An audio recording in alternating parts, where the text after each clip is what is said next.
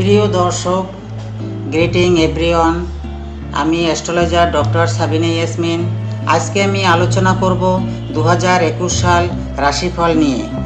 2021 মকর রাশির জাতক জাতিকার কেমন যাবে।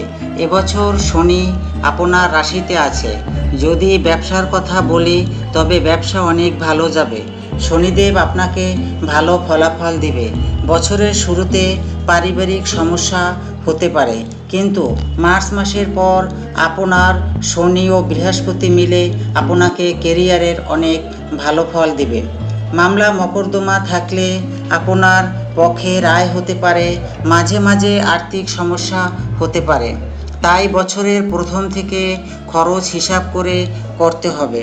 তবে পঞ্চমে রাহু থাকার কারণে নতুন কাজের পথ উন্মুক্ত হতে পারে। শরীর স্বাস্থ্য ভালো যাবে। শিক্ষার্থীদের টুকিটাকি কিছু সমস্যা হতে পারে। অবিবাহিত যারা আছেন তাদের বিবাহের যোগ অনেক শুভ, তবে বছরের শেষে আর্থিক সমস্যা কাটিয়ে উঠতে পারেন। প্রিয় মকর, আপনি ভালো থাকুন, শুভ কামনা করি। আমার ভিডিওটি যদি ভালো লাগে লাইক, শেয়ার, সাবস্ক্রাইব করে সবাইকে দেখার সুযোগ করে দিন। ধন্যবাদ।